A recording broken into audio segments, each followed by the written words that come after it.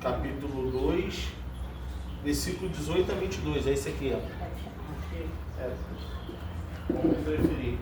E aí eu pedi, Arthur, tu leu essa segunda referência aqui, ó? 1 Pedro 3:1. É, tá. Pode mandar bala.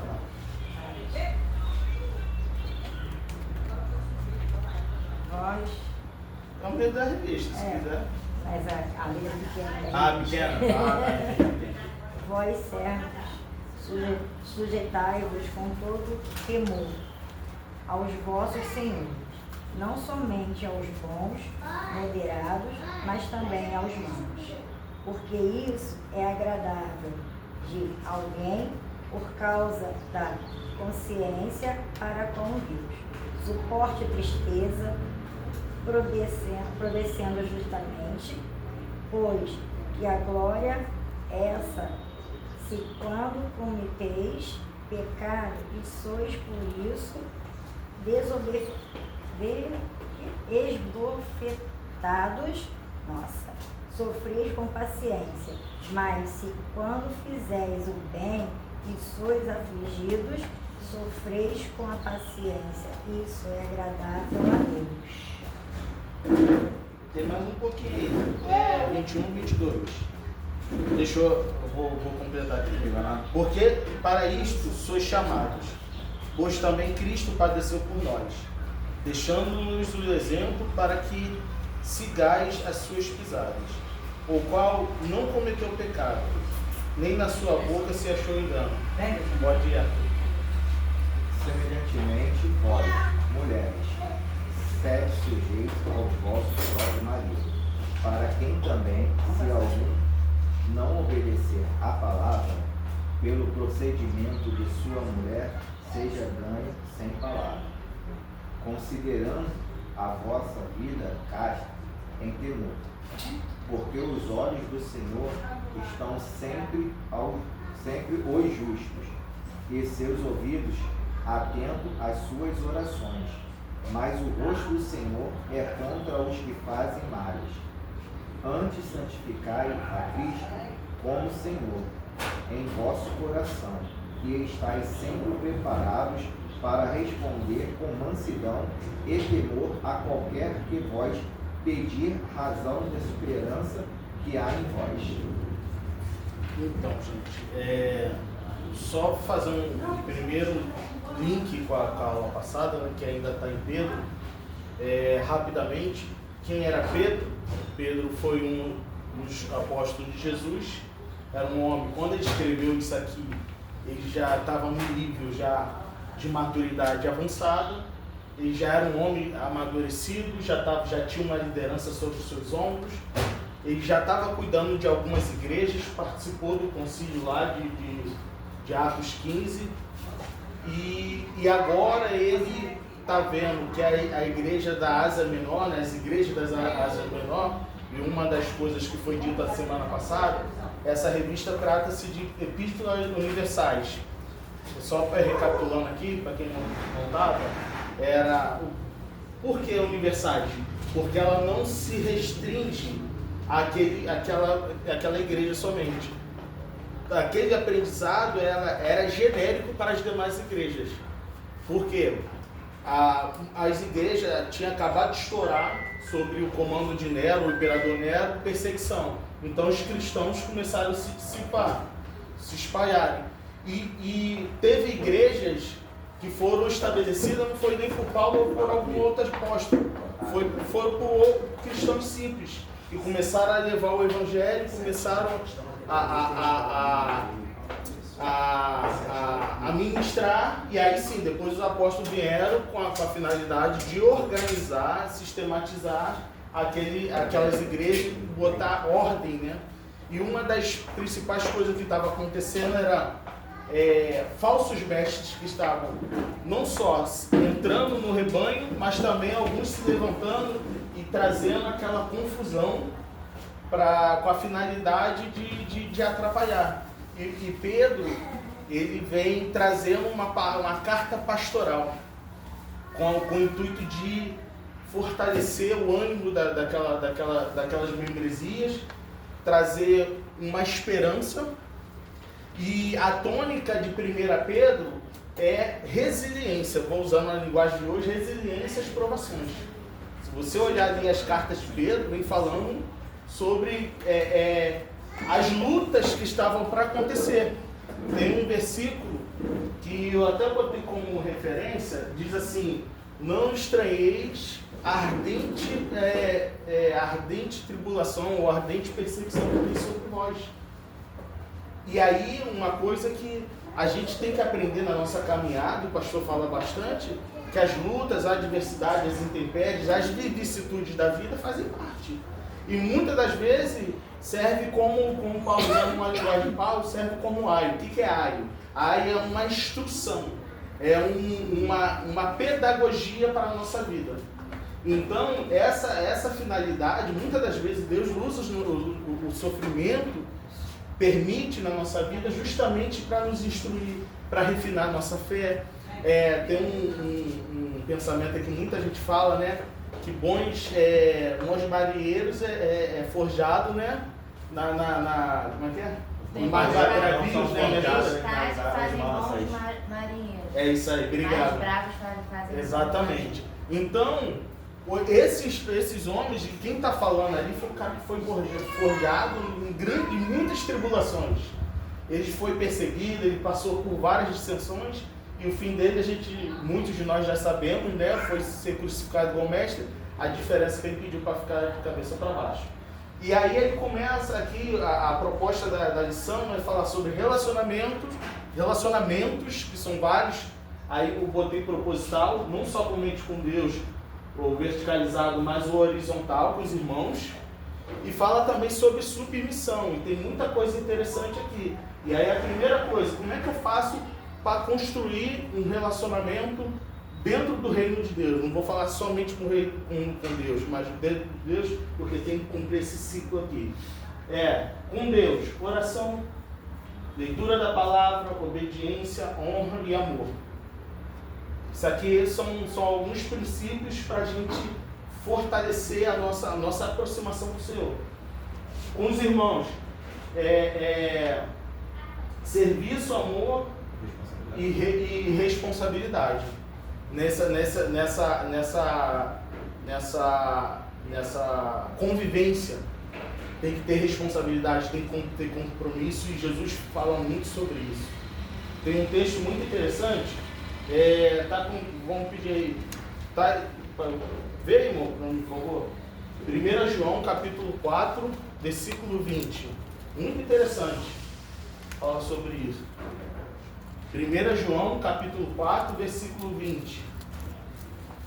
Não adianta, gente, relacionamento com Deus passa pelo meu irmão. Não tem como fugir dessa regra. Eu posso ser o santarrão, o santo de Israel, mas se eu maltrato, se eu desrespeito, se eu ofendo a dignidade do meu irmão, eu estou errando feio. Tanto que quando o Senhor fala de serviço, quando ele fala me servindo, uma dos princípios, ele fala assim, tem até aquele texto lá no Evangelho, né? Como nós te servimos? Quando estava nu, me vestiste, quando estava preso, me visitaste, quando estava com fome, me alimentou. Irmão, não adianta. Se a gente quer fortalecer nosso relacionamento com Deus, a gente tem que olhar muito por horizontal, os nossos irmãos. Jesus usa o exemplo também, aquela parábola do bom samaritano. Tem jeito, tem várias referências aqui para não tomar muito tempo. Achou aí? Pode falar. Se alguém disser ama a Deus e odiar seu irmão, é mentiroso, pois aquele que não ama seu irmão a quem vê, não pode amar a Deus a quem não vê. Tem um texto que fala lá em Provérbios também, para complementar, que fala assim, ferro com ferro se afia. Isso. O que acontece? O que é ferro com ferro? Ferro gera o quê? Atrito. É nos atritos aqui do dia a dia que a gente é aperfeiçoado. A nossa consciência é trabalhada. E detalhe, gente, não nos enganemos. Muitos falam da igreja primitiva. Cara, teve um problema lá. Uma das problemáticas era que as viúvas gentias, helênicas, né, que eram gentias, não estavam sendo assistidas somente a judaica. Tiveram que parar, calma aí, vamos estabelecer os diáconos e tudo mais, para atender. Essa problemática sempre vai acontecer. E isso, o Senhor não tira isso de nós, porque isso é amadurecimento para nós. Maturidade. Porque o que acontece? Aqui é uma constante provação. E uma coisa que a gente conversei com o pastor, foi até um tempo atrás, foi até quando nos encontramos lá, pastor, lá no Lava Jato, se a gente quer crescer, isso serve para a vida, tá? A gente tem que amadurecer. E isso passa por isso. Saber suportar as lutas, as invejas, saber lidar com isso, porque, gente, não nos enganemos. Conforme a gente vai crescendo de nível, seja social, seja aqui na igreja, seja em qualquer lugar, a gente vai lidar com pessoas mais dissimuladas, a gente vai lidar com pessoas mais frias. E se a gente não tiver experimentado nisso, a gente vai sucumbir fácil. Por isso que o próprio Senhor, ele é a escola em pessoa, né? Ele passa por esses processos para a gente suportar. Porque a gente tem, e trazendo para o mundo espiritual, a gente tem um adversário que é pior ainda, que ele é invisível, ele manipula, ele nos conhece, ele está o tempo todo olhando. Ah, mas eu não falei nada, mas às vezes nossas expressões falou tudo. Ele lê nossas emoções o tempo todo. Ele não consegue entrar aqui, mas ele lê nossas emoções o tempo todo. Então é necessário passar por esse processo de amadurecimento, esse processo de construção que todos nós vamos passar. A gente seria bom se a gente estivesse na igreja, todo mundo que fosse obediente, todo mundo que fosse comprometido, não adianta, gente. Vai ter sempre aqueles desgarrados, vai ter sempre aqueles... E não adianta, vai ter que ir atrás, vai ter que ajudar, vai ter que... Aí então, vai ter uma hora que o próprio Senhor fala assim, agora me deixa, sacode a roda dos pés e agora é com ele. E aí eu entro no primeiro tópico, que fala sobre submissão, chamado obediência à humildade. E aí, isso aqui é fundamental, gente.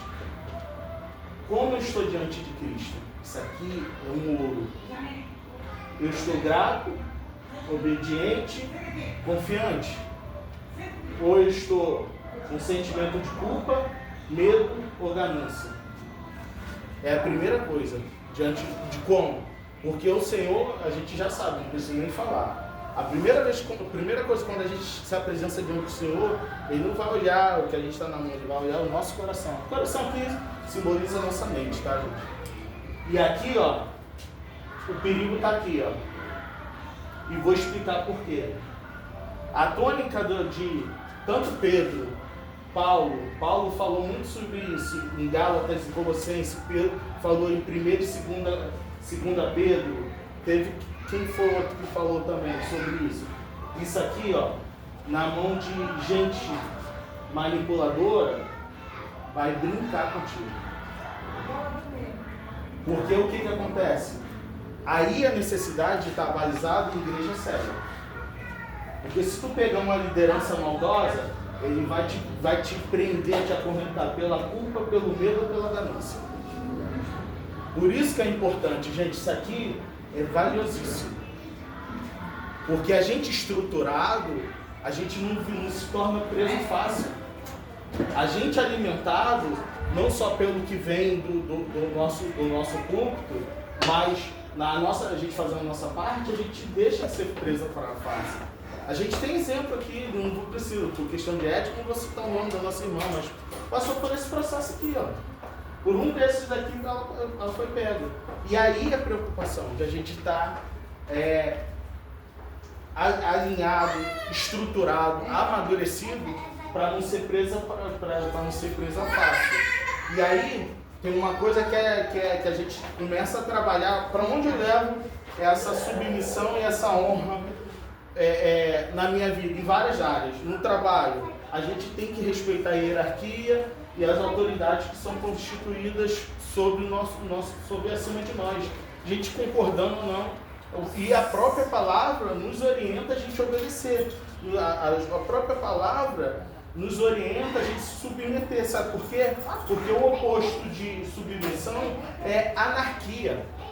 tem até um termo aqui que eu anotei aqui, rejeição à ordem estabelecida caracteriza a anarquia, termo de origem grega que significa ausência de governo ou ruptura de hierarquia.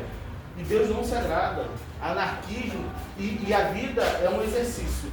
Se eu sou anárquico na minha casa, eu trago para a igreja, eu trago para o meu trabalho, eu trago para a faculdade. Então, a necessidade de a gente estar sempre vigilante para a gente não se enveredar por esse caminho daquilo que contraria a vontade de Deus, que é a submissão. A submissão tem muitas virtudes ali intrínsecas nessa ordem. E eu já vou trabalhar sobre isso. Fala também sobre Cristo, o maior modelo de entrega e resiliência. Sabe uma coisa interessante? Uma provocação aqui. Jesus precisava se batizar? Jesus precisava se submeter a muitas coisas? Não. Ele mesmo falou que ele fez aquilo para nos deixar um exemplo. Lavar os pés dos discípulos, ele precisava daquilo? Não. Mas tudo se submeteu ao Pai para nos ensinar. Por isso que quando ele lavou os pés dos discípulos, e aí Pedro não entendeu muito, aí depois ele falou assim: Pedro, convém que você cumpra por isso, porque senão tu não tem parte comigo. Aí Pedro a gente já conhece, e aí ele fala assim: assim como eu vos fiz, vocês devem fazer uns com os outros. Por isso o exemplo, muita coisa que Jesus fez foi de uma forma didática, ele não precisava. Tanto que quando João Batista, quando ele foi, chega para João Batista vê o mestre chega e fala assim: João Batista me batiza. Tô louco. Eu careço de ser batizado pelo Senhor vem até mim pedir. Por quê? Porque era o exemplo. O Senhor deixa exemplo o tempo todo para nós, de a gente se submeter, e a obediência é um subproduto da submissão. Ela nos impulsiona a trabalhar isso. E aí uma coisa interessante, fala de responsabilidade. Eu trouxe os dois lados da moeda. Com o servo que estava lá existia um modelo de escravidão naquela época. Concordemos ou não, havia, e a Bíblia não esconde isso. E aí servo ou escravo era a mesma pessoa. E ele, nesse relacionamento com o seu Senhor, ele devia obediência, fidelidade e honra. São os três pilares do serviço, ou do serviçal, isso é para a nossa vida. Obedecer, sermos fiéis e honrarmos aqueles que são de direito. E quem é aquele Senhor sobre nós? E aí, nosso Senhor Jesus, ele pega um modelo que estava estabelecido sobre aquele momento e traz para o reino dele.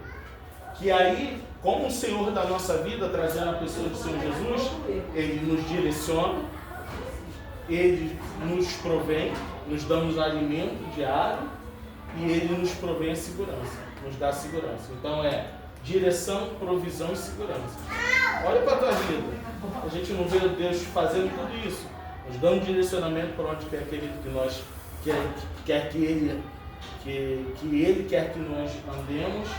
Ele nos dá provisão todo momento, quando a comida está na nossa mesa, a roupa que está nos vestindo, o dinheiro que a gente tem disponível para tantas outras coisas, é provisão. E a segurança? Livramento a gente não precisa nem falar, né, gente? Quantos livramentos que a gente passa, livramentos que não chegam nem ao nosso conhecimento. Então, é interessante esse trabalho, essa via de mão dupla. E é interessante porque eu vou antecipar uma coisa aqui que tem no batismo, que é muito interessante. Lá em João 8, João 8, quando Jesus fala assim: querei vós, quando ele fala, o meu corpo é carne e o meu sangue, ele estava falando por um contexto ali que era judeu. O judeu se escandalizou, porque isso aí é blasfêmia. Só que ele não estava falando de algo físico, ele estava falando de coisas espirituais. Muitas das vezes ele estava fazendo uma alegoria, tanto os seguidores ou aqueles que estavam ali assistindo não entendiam, e algumas vezes até os próprios apóstolos, discípulos, chamavam Jesus no canto e pediam para perguntar. Isso a gente viu até nas parábolas. E aí tem uma coisa interessante aqui, vê se é João 8, veja se João 6, está ali perto, está ali 6. Quando Jesus fala assim, só sintetizar para a gente não tomar tempo. Ele fala assim, quando ele está falando do corpo, da carne, né, do sangue, e aí os judeus falam assim, dura esse discurso, quem pode ouvir? E a palavra de Deus lá em João, no Evangelho de João, diz que eles começam a sair. Começa a sair. Ficaram só os discípulos. Jesus lança uma palavra, fala assim, quereis vós também? O que Pedro falou? Para quem iremos, não é para onde, tá? Onde fala de um lugar. Foi desconstruído com a mulher samaritana. A própria samaritana também, quando fala, vocês falam que adora lá no templo e a gente no monte. Não. É chegada a hora e a hora vem que os verdadeiros adoradores adorarão o Pai, o Espírito e a verdade. Foi quebrado esse dogma. E aí Pedro fala, para quem iremos nós? Porque isso aqui ele estava totalmente submerso a isso aqui, ó. Ele já tinha entregue a vida dele. E um dos exemplos, só rememorando o que foi dito aqui, na aula passada, o Rafa estava aqui, não foi? Eu falei assim, quando estava falando de Pedro, quando a gente bota a mão no arado e volta atrás, até aquilo que a gente faz, que a gente é exímio, que é excelente, a gente não faz mais. Rafael, me dá um exemplo, o próprio Pedro. Pedro, quando ele negou Jesus, só estou trazendo aqui, Rafa, estava na outra aula, mas teve gente que não deu para vir na aula passada, e aí eu estou dando esse spoiler. E aí o que acontece? Jesus falou assim, Pedro, melhor dizendo, para quem iremos nós? Ele estava totalmente submerso. Pedro já não estava vivendo mais a vida dele, a vontade dele. E aí ele dá o próprio testemunho, porque nós temos visto e ouvido que tu és o Deus, Filho do Deus vivo. Ou seja, o Senhor só mostrou para o coração de Pedro, você já está no caminho que eu quero. Você já está plenamente mergulhado nisso aqui, ó. Você já está bebendo disso aqui, da minha direção, da minha provisão, da minha segurança. Porque realmente, aqueles que caminham com Jesus, quanto mais próximo, isso aqui é verdade, é uma grande verdade. Quanto mais próximo de Jesus, mais escandalizados seremos. Rafael, blasfêmia, não é? Não é. Porque quem pode alcançar a mente do Altíssimo? O Senhor está falando de coisas lá de cima e a gente está com a nossa mente aqui embaixo. Claro que ele facilita. Então, é escândalo o tempo todo. É o querer em vós também, é todo o tempo. Porque quantas vezes, quem nunca, né? Você pensando que está fazendo a vontade do Senhor, o Senhor fala, está errado. O próprio, usando mesmo os dois personagens, quando Jesus chega para Pedro e fala assim, Pedro, quando tu te converteres, testifica essa palavra dos seus irmãos. E Pedro já estava caminhando com Jesus, já estava dando frutos por Jesus. Olha como é que isso é tremendo. Olha como é que isso é fantástico. O próprio Paulo também, quando está lá, eu não lembro agora se foi a primeira ou a segunda viagem missionária dele, ele está pregando, ele coloca no seu coração a visitar, não lembro agora se foi hoje, não lembro agora qual a cidade. O Espírito Santo pediu. Então, quando a gente começa a mergulhar nisso aqui, a gente começa a ser modificado, mas ao mesmo tempo, a gente começa a ser moldado a saber lidar com a vontade do Senhor, porque alguns momentos vai chocar, alguns momentos vai vir de encontro ao que a gente pensa que é certo. E aí é importante a gente avaliar isso. As nossas responsabilidades diante do Senhor e o que o Senhor, a gente não precisa nem se preocupar porque Ele provém na nossa vida. Mas no que tange a relacionamento, a gente não pode esquecer disso aqui, ó. Os nossos irmãos. São eles que vão nos aperfeiçoar. Tenho certeza, eles vão ser escola para a nossa vida.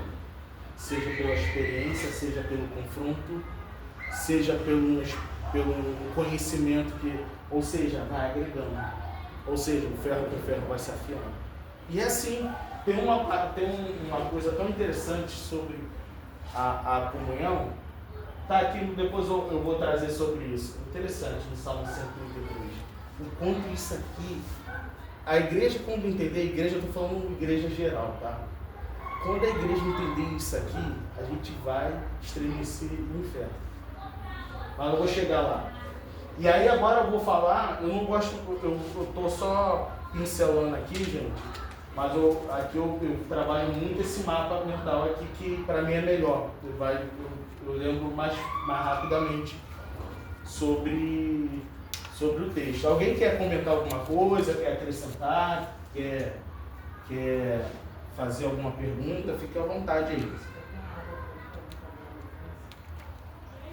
Calma, gente, um de cada vez, né? Quando a gente fala sobre... Agora eu estou indo no 1.3. Ordem divina para o lar. Rafa, lê para mim aí se quiser. 1.3.1, que é esposas, a força da submissão com sabedoria. Tá mais à frente, viu? 1.3 aqui, ó. Eu não sei, não posso dizer que é porque o meu tem um adicional. A minha 26. Página 26. Ponto 1. Esposas, a força da submissão com sabedoria. Esposa, a força da submissão com sabedoria. Pedro destaca que, mesmo diante de maridos descendentes e com condutas respeitosas e discreta da esposa, pode ser um poderoso testemunho conduzido-os à fé sem necessidade de palavras. 1 Pedro 3:1. A verdadeira submissão não anula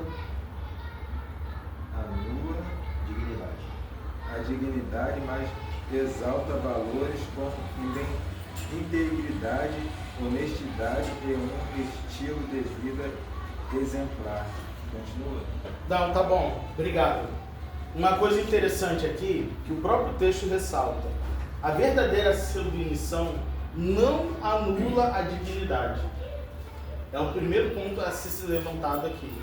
Graças a Deus, muitas das nossas igrejas, isso é bem trabalhado. Mas, querendo ou não, a gente não vive 100% dentro da igreja, ou dentro desse métier. A gente está lá fora, e a gente passa mais tempo lá fora, né? Então a gente vê uma corrente muito nociva, ela se apresenta como parece ser boa, mas ela é nociva, é o feminismo. Assim como o masculino, o machismo.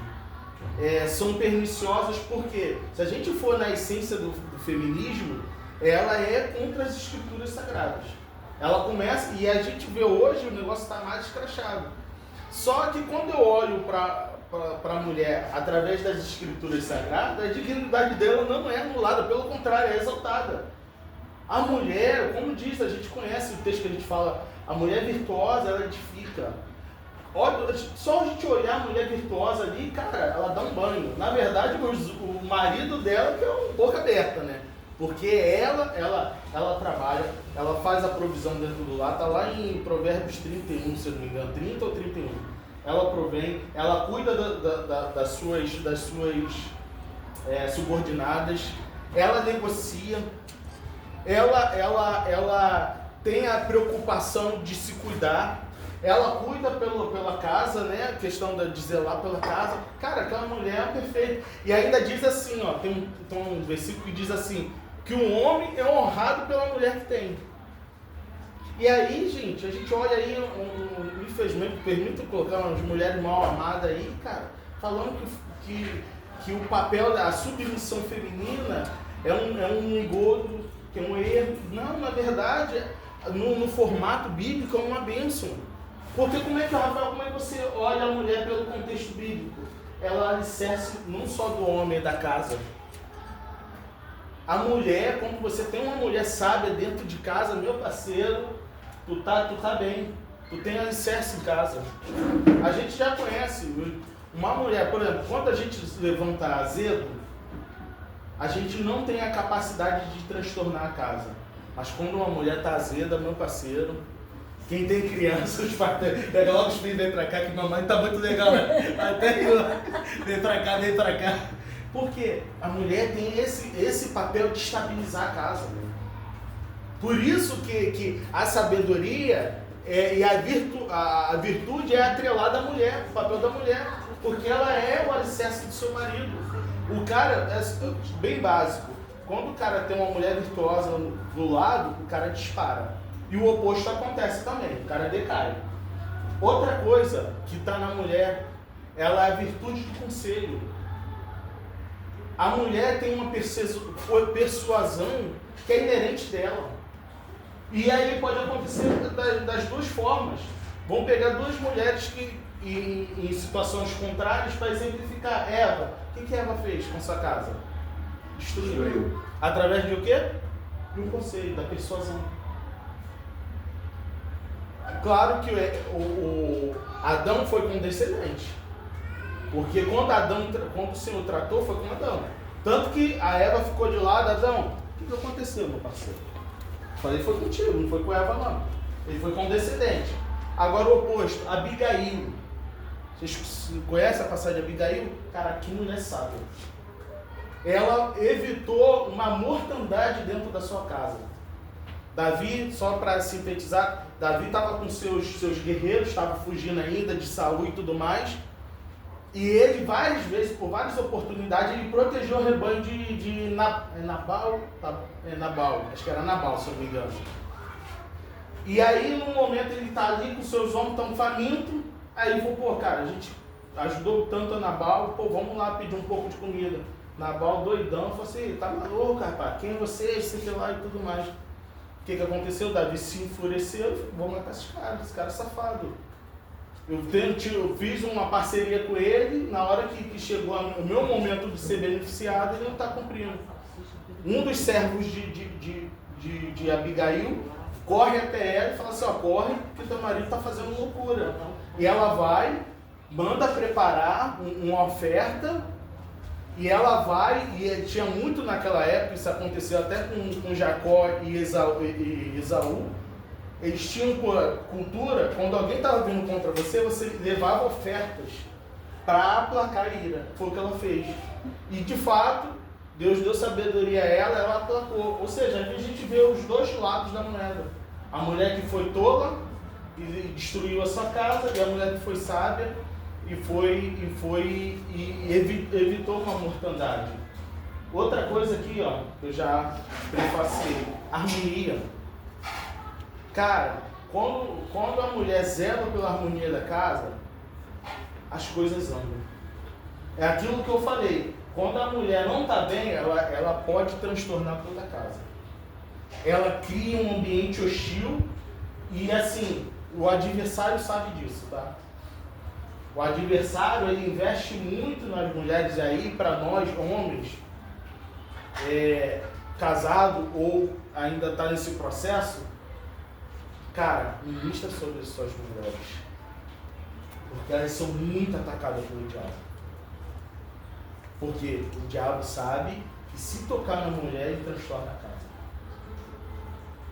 Então, isso aqui é pra gente, homem, ó, fazer nosso papel de sacerdote. Ministra sobre a sua mulher. Seja um ponto de descanso para ela. E aqui, ó, geração. A mulher, ela tem uma capacidade de fazer as coisas crescer absurda. É a geração, né? O gerir, o que dá a ela faz crescer. Entrega as finanças dela, dá orientação, ela faz crescer. No cuidado com as crianças, ela faz as crianças crescer, amadurecer. Ou seja, a mulher ela tem uma capacidade de gerir absurda. O homem é de semear, da mulher é de gerir. E aqui, ó. Então, isso é muito importante, de a gente não inverter papéis. Quem é a pessoa da casa, no caso, que faz a multiplicação, que harmoniza, que alicerça, que tem o poder de conselho, a mulher?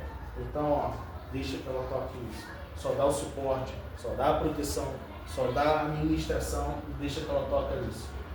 E aí, mulheres, a submissão é importante. Por quê?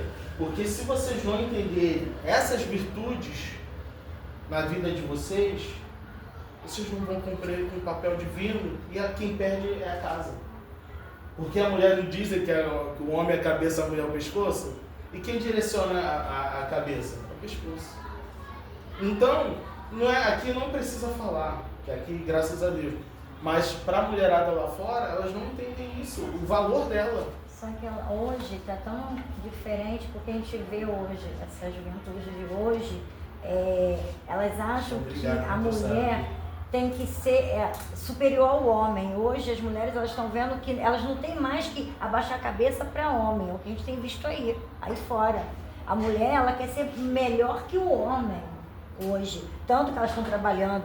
Eu não sou contra, tá trabalhando em profissão de homem, em obra. Então assim, por causa disso, tem muita mulher aí hoje que não chega nem aos pés de palavras que tem na Bíblia. Que hoje elas não aceitam abaixar a cabeça dentro de casa para homem. Mas a questão de abaixar a cabeça não é você ser submissa ao homem, é você respeitar ele, é honrar ele. Então, hoje a gente não está vendo isso nessa juventude nova. Tá aí. A gente não está conseguindo ver. E uma coisa importante a ser dito, tem algumas falhas aí nesse processo quando está acontecendo isso de fato. Um homem se eximindo das suas responsabilidades como provedor. Não estou falando que a mulher tem que trabalhar aqui. Hoje é outra realidade. A gente também tem que contextualizar. Ante a época dos nossos pais, dos nossos avós, um salário, uma única remuneração cuidava. Hoje a gente é manipulado pelo mercado o tempo todo, que cada dia mais a gente tira mais. O Arthur sabe, né, Arthur? A gente que está nos aplicativos, cara, todo momento é uma luta diária. E querendo ou não, a mulher hoje, ela entra, tá ombro a ombro com o homem para ajudá-la. Aí tem algumas falhas. Um homem que erra, não sabe liderar. Tem uma outra coisa também, a imaturidade da mulher, que muitas das vezes está ganhando mais que o homem, e aí a arrogância entra e começa a pisar o cara. Só que os dois perdem. E uma coisa aqui que é importantíssima, e isso está sendo destruição de muitos casamentos, é o orgulho. O que a mulher viu que derrubou toda a humanidade? A vaidade de querer ser igual a Deus. A cobra falou para quem? Foi para Adão, que se comesse o fruto ia ficar igual a Deus? Falou para quem? Para a mulher. Ó, coração. Ou seja, naquele momento, o diabo plantou, viu uma brecha ali para plantar a semente da vaidade, do orgulho. Opa, vou crescer, vou ser semelhante ao Altíssimo. E ali foi aquilo. Mas é isso que o inimigo faz. Ele assopra no ouvido da mulher. Sempre mais no ouvido da mulher. Ainda mais quando é um relacionamento, de dois marido e mulher, sempre acaba sendo a mulher, ela acaba dando ouvido e acaba procurando a briga, a discórdia. Sempre acaba sendo a mulher. É porque muitas das vezes chegou tarde ou chegou não deu atenção. Muitas das vezes as cobranças hoje é mais sobre isso. Então, a gente vê que a pessoa hoje ela está se deixando se levar muito pelo que as pessoas falam. É isso, aí deixa entrar dentro do coração, aí entrou dentro do coração, entrou na mente e já era. Você vai desencaminhar, você vai ficar perdida. E hoje tem acontecido muito isso dentro das igrejas. Tem a famosa, e as redes sociais também, se não for usado com moderação, a gente acaba se apaixonando por aquela ideologia que é vendida. Tu vê que nas redes sociais ninguém está depressivo, ninguém está... Uma falsa ilusão. Mas uma falsa ilusão. É isso aí. E isso tanto para mulher quanto para homem. Que ali se fica ludibriado, e aí, olha assim, e aí essa problemática. olha para a mulher, aí tá vendo aquele projeto de mulher lá e olha para a mulher, cara, já tu vê que tá imaturo. Olha para a mulher e começa a fazer comparação e vice-versa também. A mulher tá lá, olha pro cara lá e tudo mais, e olha pro marido, vai de barriguda. Um exemplo, quando as pessoas acabam olhando muito a aparência da vivência das pessoas, ela acaba perdendo o contexto dela mesma. Exatamente. Ela se perde, né? Ela se perde porque ela começa a querer moldar conforme o mundo está permitindo. E aquilo, se ela olhar para ela, para dentro mesmo, tanto ela, tanto a mulher como o homem, eles são felizes. Mesmo que não seja um glamour de felicidade, igual está estampado nas redes sociais, mas você não tem sua paz? Será que aquela pessoa tem paz? E ela acaba não fazendo uma alta comparação dela mesma. É verdade. Ela vai se comparar com aquela vida. Eu tiro por mim, vou falar por mim. Hoje eu não troco essa paz que eu tenho por nada. Ontem me chamaram para trabalhar. Eu disse que não. Eu falei, Jesus, eu consegui dizer não. Obrigada a Deus.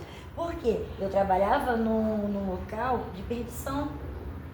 Eu via coisas que estava me tirando da presença de Deus. E eu não era isso que eu queria para minha vida. Aí ontem me mandaram mensagem se eu podia ir trabalhar, né, render uma menina. Eu falei, não, eu não boto mais meus pés aí. Aí a pessoa falou, mas você não está precisando de dinheiro? Eu falei, graças a Deus, o meu Deus, mesmo não estando trabalhando mais aí, meu Deus não tem deixado faltar nada dentro da minha casa. Então, assim, eu tomei a decisão. Era um dinheiro bom, poxa, eu tirava R$2.000. Então, o que adianta você ter e receber um dinheirão e você não ter paz? E não podia estar aqui hoje, ó, aprendendo a palavra de Deus. Eu não poderia estar aqui, porque eu estaria lá trabalhando. Da mesma forma que você ganha supostamente o dinheiro limpo, mas vem de onde? Uma sujeira. Automaticamente o dinheiro não rende na sua vida. Não rende mesmo não. Não rende mesmo. Olha que eu falo porque a experiência é própria. O meu dinheiro de lá não rendia. Não rendia. Hoje eu trabalho por conta própria e o meu dinheiro rende. Meu dinheiro, sabe, eu consigo dar meu dízimo, eu consigo pagar as minhas contas em dia. Aí eu falo, Senhor, o Senhor é bom sempre, em todo instante. Então eu falei, a gente tem que ver isso. E eu botei isso na minha cabeça. Até o pastor fala, eu gosto de ver você assim, alegre, não gosto de ver você para baixo. E eu vivia para baixo, eu vivia triste. Eu falei, não, isso não é isso para mais da minha vida não. E eu determinei e hoje, graças a Deus, eu tô aqui. E a irmã fez uma cisão, uma ruptura.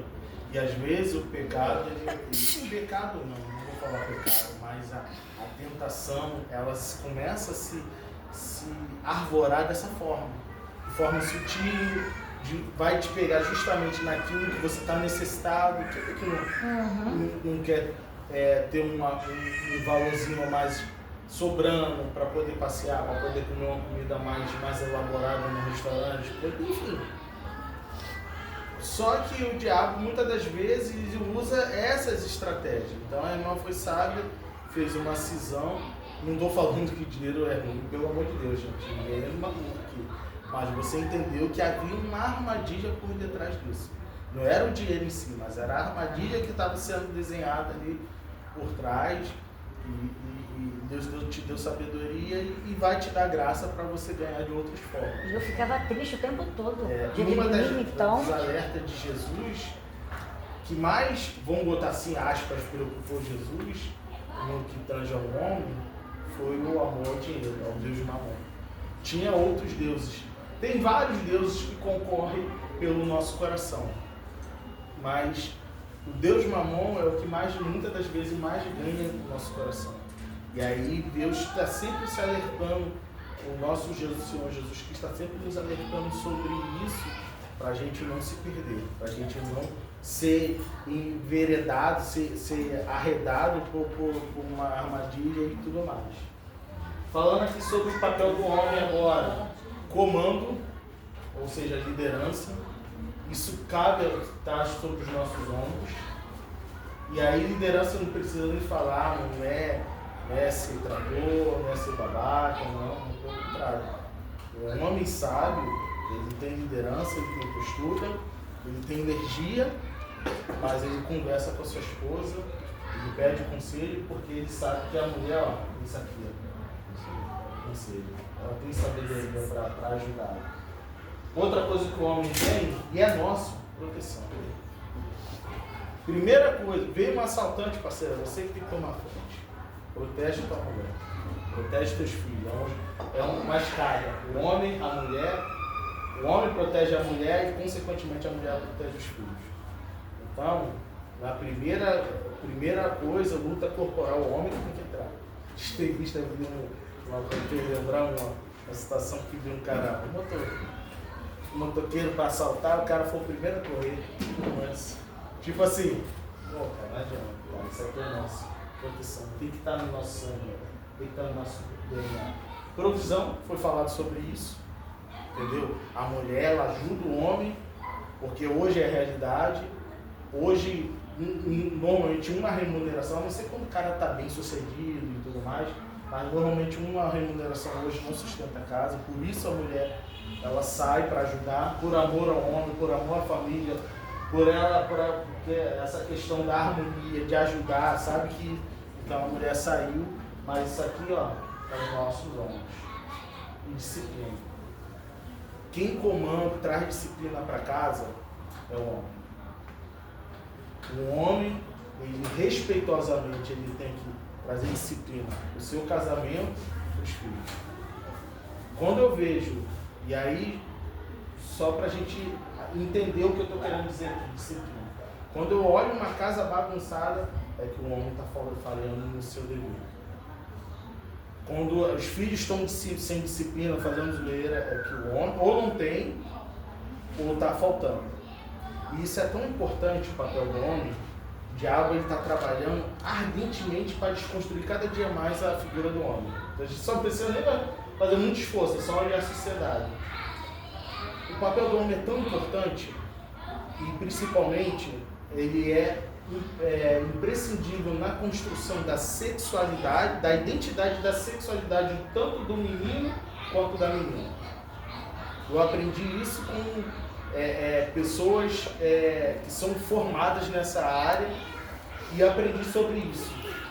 E eu comecei, desde então eu comecei a perceber isso, cara. Quando eu vejo filhos se enveredando para as drogas, se enveredando para o homossexualismo, eu vejo pianismo e outras coisas perniciosas. Quando eu olho a casa, quando o cara tá na cara, ele é omisso, ele não tem liderança, ele não bota disciplina, ou o cara não tá, ou ele não existe ali. Então, isso é importante, porque é o homem que traz essa disciplina para casa. É o homem, tu vê que uma coisa, isso aí a gente percebe isso. A mãe muitas das vezes tá fulano, daqui a pouco, como é que é fulano? Não é que o garoto se apruma logo. Por quê? Essa disciplina tá maior. Eu arrisco dizer que tem até algo espiritual sobre isso. A energia, a criança sente. E isso é tão verdade, tanto os filhos quanto o animal, em algum momento vai desafiar a casa para saber se tem liderança ou não. Faz só. A gente não tem filhos ainda, mas quem tem filho, vê isso. Os filhos ou o próprio animal, o cachorro, o gato, em algum momento vai desafiar para ver se tem liderança em casa. Quando ele tem, se submete. Quando não tem, ele vai peitar. Meus filhos eram assim. Eu falava a primeira, eu já dizia, eu falei a primeira, falei assim, a terceira ele já sabia. Aí corria, porque não tem que ir, minha mãe já chamou, já é a terceira vez, senão a gente fica de castigo, ficava.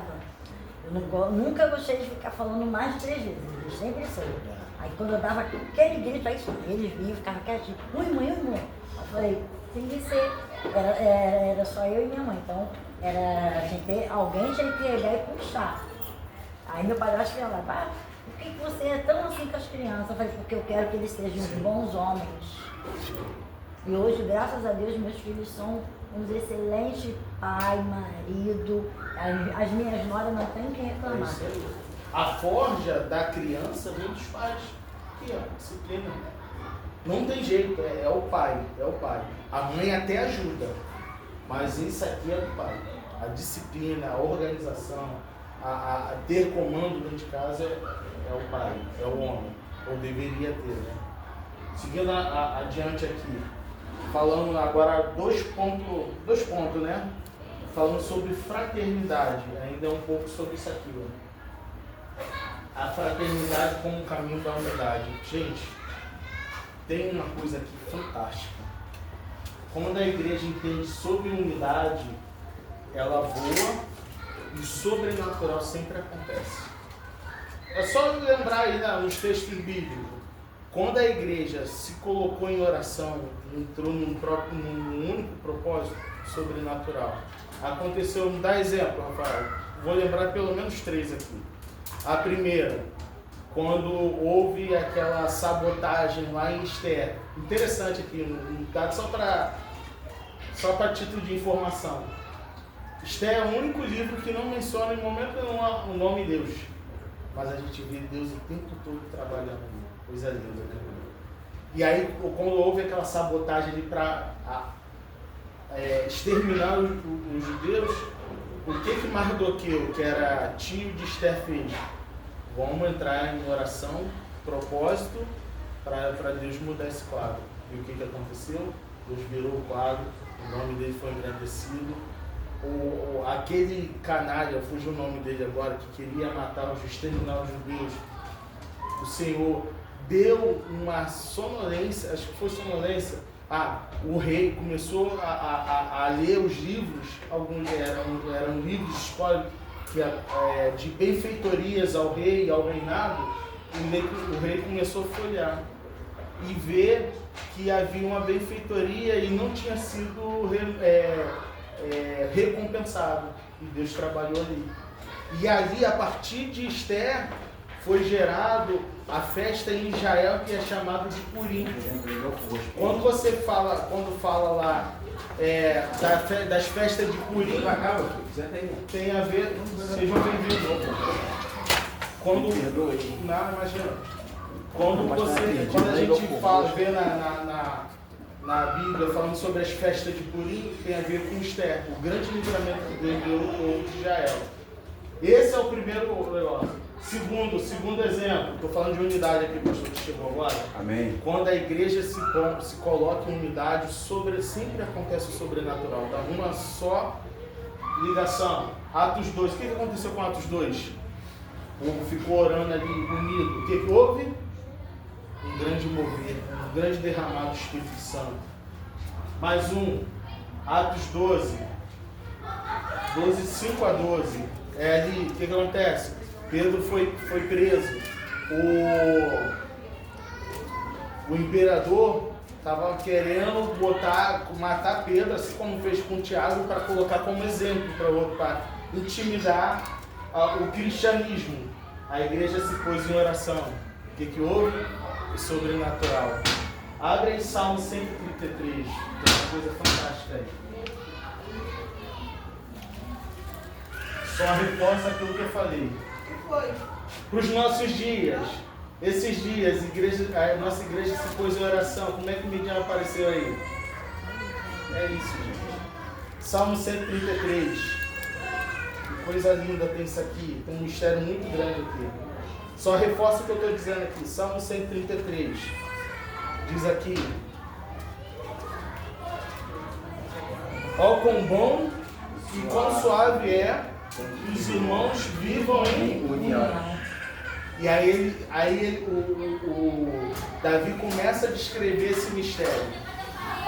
É como um óleo precioso sobre a barba, a cabeça que desce sobre a barba de Arão, que desce a orla das suas vestes.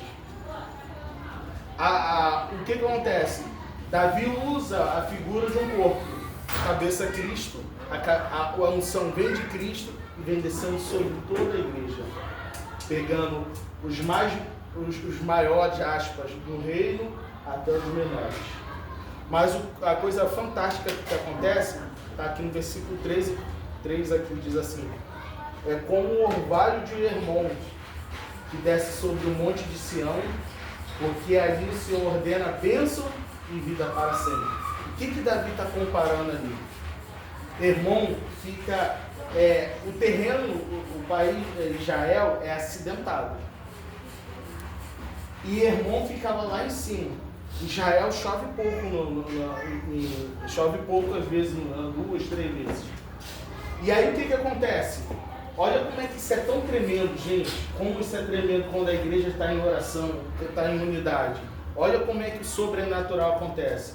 Israel chove pouco. E qual é a principal fonte naquela época, no período bíblico de Israel, de sobrevivência? Era a agricultura. Como é que a agricultura funciona sem chuva? Olha o sobrenatural. Eu vou explicar onde eu quero chegar. Isso é tão fantástico que Israel ficava próximo à Filistia e o mar. Então vinha um ar quente, que subia do deserto do Egito e soprava e se encontrava com o Hermon lá em cima. E aí esse choque de calor, naquela névoa, começava a cair o orvalho. O que Davi está falando sobre isso aqui? Quando a igreja está unida, está em unidade, num só propósito, até aquilo que aos nossos olhos é impossível acontece, o sobrenatural de Deus acontece. E ele dá o exemplo da natureza. Já não chove, mas quando a igreja está unida ali, quando o povo está voltado para Deus, Deus faz o sobrenatural dele, permitindo que o vento sopre, e choque-se lá com a nuvem gelada e descendo o orvalho sobre Israel, e ali o Senhor o quê? Ordena a vida para sempre. Que coisa linda é aqui, a gente, fraternidade como caminho da unidade, é estar junto. Eu faço muito, eu não lembro quem fala muito aqui, sobre a arca. Cara, como é que era a arca? Um monte de animal, de vários tipos, selvagem. Imagina, fedor, cada animal com seus costumes, com seus instintos e tudo mais, mas era sobrevivência ali. Na arca de Deus que está a vida e a salvação, gente, não tem jeito. E por isso que a unidade, para a gente é difícil, o diabo usa muito isso, para sabotar, para dificultar, algum momento que eu não vigio, lanço uma palavra maldosa, eu ofendo o irmão, eu desrespeito o outro. O diabo usa muito isso porque o diabo, e eu não estou exaltando o diabo não, pelo amor de Deus, mas o diabo sabe muito mais o poder da unidade do que a gente igreja. Rafael, deixa eu só dar uma... Diga, pastor. Com a permissão aí. Fica à vontade. Aqui nós estávamos falando ali do Hermon, eu estava entendendo aqui que cai sobre o Monte Hermon copiosamente um ponto de fluir e refrescar e frutificar toda a região. Mas quando ele falava sobre isso é porque o povo estava em união, em propósito de oração, né? Para poder que essas bênçãos alcançassem o povo daquele lugar, porque chovia no máximo 3 a 4 vezes no ano. Isso aí. Né? Eu estava dando uma pesquisa, isso chove 3 a 4 vezes no ano. Exatamente. Então, quando o povo se unia e orava, a cidade toda era frutificada. Quando tu falou aí, foi bem citado essa situação do vento, quando ele se encontra, era soprado.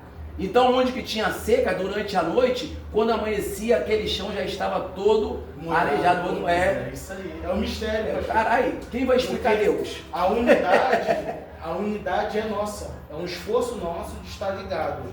O sobrenatural de Deus. Isso aí. Deus soprava, E o povo vivia união, né?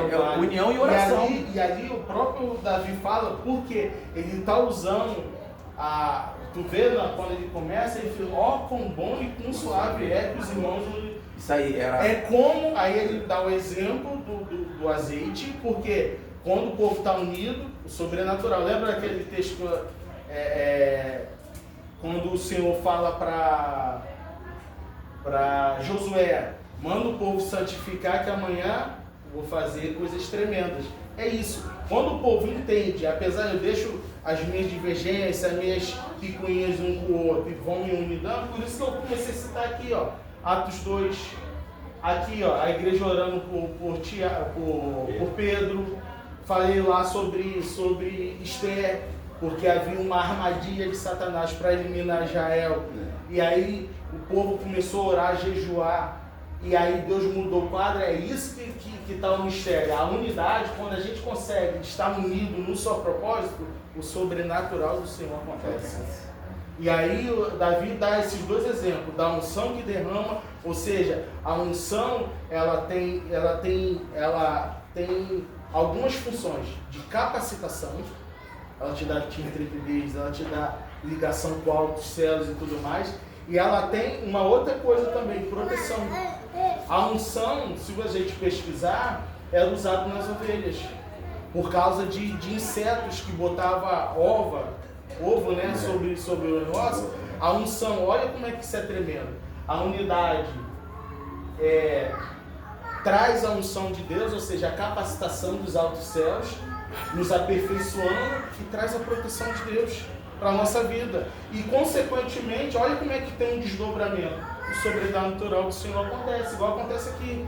Porque Israel, uma nação que vive de agricultura, que chove 2, 3 vezes no ano, como é que, os olhos naturais, como é que vai sobreviver? É aqui, ó. É que Deus, ó, sopra aquele ar quente lá do Egito, lá para cima, e aí encontra com aquela névoa gelada, tem aquele choque térmico que vai descer no orvalho. Aqui, ó, diz aí, ó, versículo 3, ó, como o orvalho de Hermon que desce sobre os montes de Sião, porque ali o Senhor ordena bênção e vida para sempre. Porque a unidade é nossa, o esforço de unidade é nossa.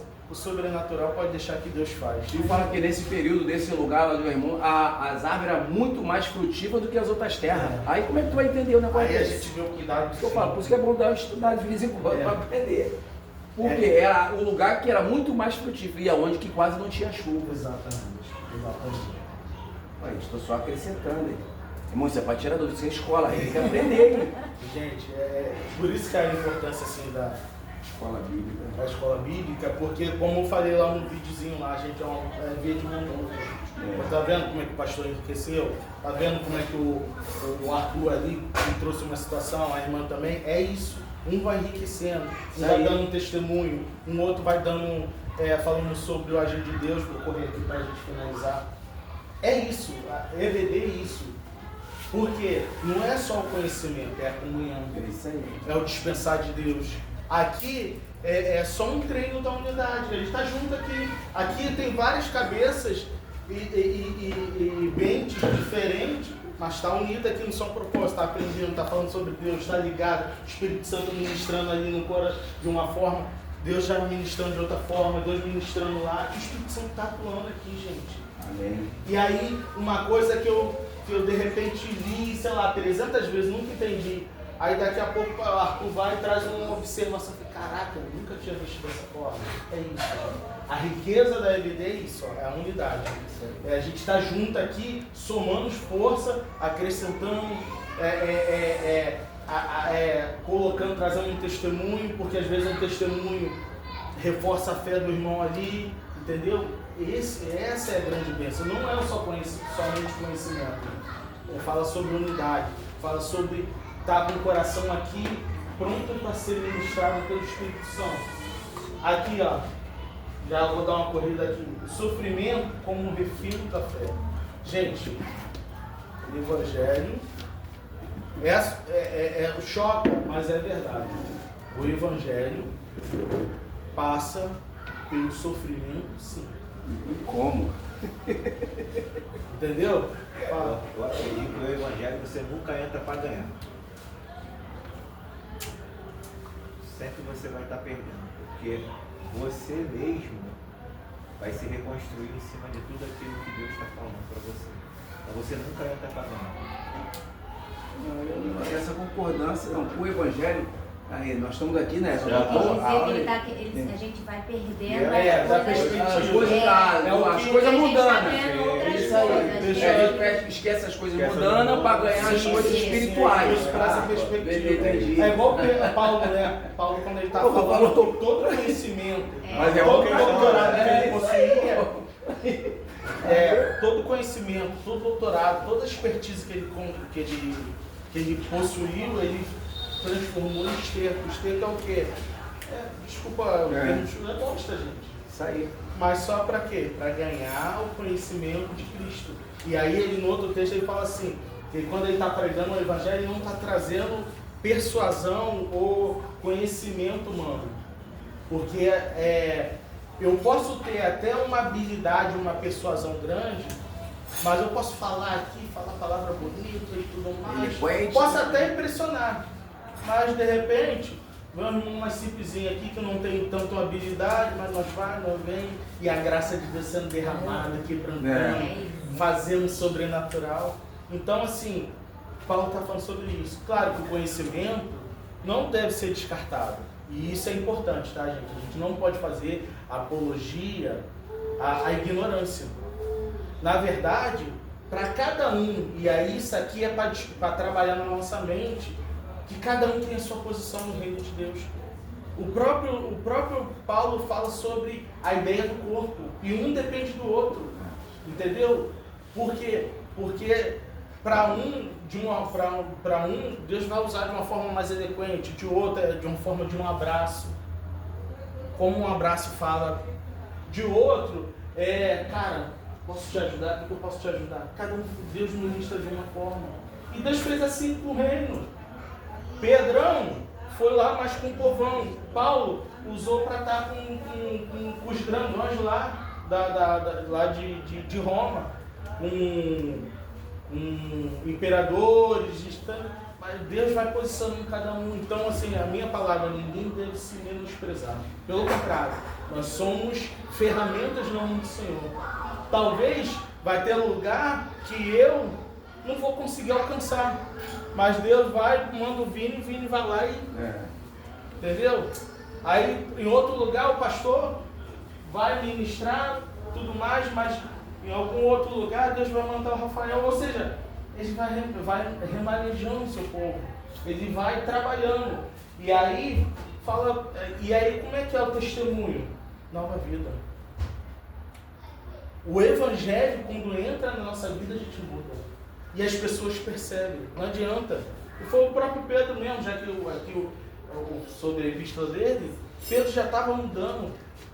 As pessoas já estavam percebendo Pedro. Então, as coisas velhas ficaram para trás. E aí, a gente é chamado, a gente é convocado para uma nova vida para sermos o quê? Testemunha. Vou pedir a Tamires me permite entrar na tua seara aí, que num tribunal, a única pessoa que quando fala, ela corre risco de ser presa e fala sobre juramento é testemunha. Né, tá ali, ó, a nossa advogada ali para falar. Por quê? Porque o que ela fala, olha o mistério, é determinante para mudar as circunstâncias. Aleluia. Tá entendendo, gente, o mistério? Tá entendendo porque nós somos chamados para ser testemunha? O que a gente fala é determinante para mudar vidas. Por isso não se desdenha. Essa nova vida aqui é essencial. O maior testemunho é a nossa nova vida. E aí, ó, acabei entrando já no outro, descobrindo o outro. É testemunho. Se a gente tem uma vida nova, consequentemente a gente começa a testemunhar. Uma coisa interessante do Gadareno, que todo mundo sabia da fama dele antes da conversão, e aí erroneamente, quando Deus libertou, Jesus libertou ele, vou pro seu. Vai dar testemunho. Quem te viu agora na lama, fazendo escândalo, sendo escárnio do diabo, agora você vai ser testemunha. Agora você vai ser restaurado. Agora você vai ser boca de Deus. Agora você vai ser usado para ministrar sobre outras vidas. Aqui, ó, testemunho. Testemunho. Só que quando a gente começa a marchar, e o próprio Senhor fala, né? Edificarei a minha igreja e as portas do inferno não prevalecerão. Gente, tem gente que está entendendo errado. Quando Jesus fala isso, fala de uma igreja, olhando a igreja como um exército, marchando em direção ao inimigo. Tanto que ele coloca assim, as portas do inferno. Quando um adversário estava acuado, vinha um exército poderoso marchando, eles recuavam, corriam para algum lugar seguro, fechavam os portões e se enclausuravam, tentavam se defender. Jesus está usando essa ideia. Parece que está em alguns lugares, parece que é o contrário, parece que é o de porta do inferno está vindo contra a igreja. A igreja, uma das coisas que é fundamental, e a gente falou sobre a unção, é essa intrepidez. Quando você está com a vida no altar, quando você está fazendo a vontade de Deus, quando você está cumprindo com os mandamentos bíblicos, uma das primeiras coisas que vai ficar nítido na sua vida é a intrepidez. Quer ver um exemplo? Pedro, quando negou Jesus, estava o quê? Amedrontado, acuado. Como é que começa Atos? Como é que Pedro estava? Uma ousadia, por quê? E Pedro estava cheio do Espírito Santo. Olha lá, Atos 1, 2 e 3. Pedro pregando, vida se convertendo. E a galera que intimidou ele quando ele negou, ele falou assim, ó, importa antes negar agradar a Deus do que os homens. Isso é o quê? Intrepidez. Porque ele estava encarando justamente a galera que estava intimidando ele. Isso aí é o quê? Intrepidez que o Espírito Santo dá à igreja de Jesus para marchar, para ir no terreno do inimigo e saquear ele. É isso, gente. É tremendo. Batismo, para finalizar aqui, gente, eu vou falar a corrida aqui. Batismo aqui fala sobre morte, fala sobre submerger. Essa figura de linguagem fala que você, quando desce as águas, em testemunho puro, você levanta uma nova criatura. Ah, Rafael, vou mudar da água de vinho? Não. Ali, a primeira coisa, quando você está descendo as águas, você está dando testemunho a 3 esferas. A sociedade, que todos estão te vendo agora, a Midian é a nova criatura. As potestades celestiais, onde o pau quebra, que agora a Midian, para os anjos, mais um soldado, a gente vai trabalhar, o Altíssimo deu ordem, a gente vai trabalhar em favor para ajudar ela a se consolidar. Para os adversários, vão ficar atentos, está se levantando. Esse é um dos propósitos do batismo. Outro, testemunha. Como já foi dito, você foi levantado para testemunhar. Hoje, a condução da minha vida não é mais minha. Eu sou um apóstolo, um enviado. Cristo nos comissiona para a gente ir adiante. Ele nos treina, ele nos capacita, ele nos apacenta e agora ele fala assim, vai, para ser testemunha. E aqui é entrega. Entrega fala de entregar a condição da tua vida. Lembra de Pedro que eu falei? Por que Pedro entrou em crise quando Jesus fala assim, querei vós também? Pedro falou assim, Senhor, não sei nem mais o que eu fazer. A minha vida está tão entregue, está tão imbuída da tua essência, que eu não sei mais fazer o que... Até o que eu fazia antes eu não consigo mais fazer. Para quem não estava aqui, eu falei sobre Pedro. A gente chega num momento da nossa vida, até aquilo que a gente fazia antes, com o pé nas costas, a gente não consegue mais fazer. Rafael, me dá um exemplo, Pedro. Pedro, quando negou Jesus, onde Pedro quis ir? Vou pescar. E detalhe, não só foi, olha a liderança como é que Jesus não bota a mão na cabeça de ninguém, gente. É equivocada. Vou acrescentar. A mão na cabeça de ninguém equivocada. Jesus sabia que Pedro tinha uma liderança nata. Tanto que até quando ele estava entristecido, ele falou, vou pescar, muitos falaram, vou com você.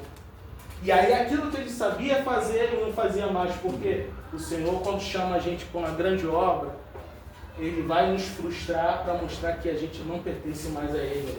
A gente morreu e entregou a vida para Ele. Então, a suma é disso, gente. Qual a importância, para finalizar, relacionamento com Deus? Passa pelo nosso contato com os nossos irmãos. A importância de como a gente chega à presença dEle. Grato, com um coração obediente e confiante. Porque o oposto, você acaba sendo instrumento na mão do diabo. Ele vai te manipular, ele vai pegar, vai aparecer lobos e vai identificar que você está com sentimento de culpa, está com medo, ou está ganancioso, ou seja, está com as motivações erradas, o lobo vai te desvirtuar. A responsabilidade do servo, nós como servo do Senhor, obediência, fidelidade e honra. Isso aqui é o tripé, se a gente quer agradar o nosso Senhor. E o nosso Senhor, o que Ele faz por nós? Nos dá a direção, Ele nos dá a provisão e Ele nos dá a segurança. Finalizar aqui, a mulher foi conversada aqui, foi dialogado, né? Que a mulher, dentro de casa, no seu casamento, ela é alicerce, conselheira, harmonia, ela traz harmonia, a mulher é essencial para trazer harmonia dentro de casa e ela é geradora. O que você dá na mão da mulher, normalmente ela faz crescer, ela faz gerar. Para o homem, comando, proteção, provisão e disciplina. Isso aqui, ó, é negociável. Tem muitos de nós que tá pecando nisso aqui, ó. Unidade, gente. A unidade, toda vez que o povo está unido num só coração, sobrenatural de Deus acontece. A gente vê isso com Esther, que gerou a festa de Purim, ou seja, houve uma sabotagem, Deus transformou o edito de maldição, de morte, em bênção e gerou a festa de Purim. Está aqui, isso aqui é o grande mistério que eu falei, quando Davi traz esse exemplo de Israel, do que acontecia de Israel, ou seja, a responsabilidade de nós como igreja é nos esforçarmos para manter a unidade, que o sobrenatural de Deus vai acontecer. Atos 2, quando o povo está unido ali, o derramar foi feito. Atos 12, quando Pedro está preso ali, a igreja entrou em oração, o que o sobrenatural aconteceu? Aí, o sofrimento, isso aqui é negociável na fé cristã. Não adianta. Quem quer viver de docinho é criança. Verdade. Entendeu? Eu sei que ninguém quer, eu não quero, mas isso aqui, ó, não tem jeito. A forja passa por aqui, ó, pelo sofrimento. Não adianta. Porque vai nos tornar uma nova criatura. Consequentemente, a gente vai dar testemunho, vai ser testemunha viva nas mãos do Senhor, que tem um poder determinante de mudar a circunstância. Mas é necessário perseverar, porque também vai vir um contra-ataque do inferno. E por último, batismo. Eu morro para a sociedade, eu morro para as regiões celestiais, eu morro para fazer a vontade de Deus. Consequentemente, o testemunho vem, as pessoas percebem que a nossa vida começa a mudar. Ninguém vai virar perfeitinho de uma hora para outra, mas vai vir um testemunho. E a entrega. A nossa vida vai chegar um momento que a gente não toca mais a nossa vida. E o exemplo não é o próprio Pedro. Pedro era um exímio pescador, mas chegou uma hora que o Senhor falou assim, ó, fez só um testezinho. Pedro, quereis vós também? Senhor, para quem iremos nós? Não é para onde. Está falando de lugar. Jesus desconstruiu isso lá em João 4. Não é lugar, é pessoa. Porque batismo está atrelado a senhorio. Tá? Quando eu batizo, eu me torno servo de alguém. Então não é lugar, é pessoa. E Pedro se tornou servo de Jesus Cristo. Ele entra com obediência, fidelidade e honra, e o Senhor dá a direção, provê na vida dele e guarda ele. E aí está aqui, gente. Obrigado aí. Que Papai do Céu, o meu desejo, aquilo que eu não consegui explanar pela minha limitação, que o Espírito Santo de Deus ministre de forma poderosa na vida de vocês. Amém. Amém. Vamos bater palma aí. Ora aí pra gente finalizar, por favor.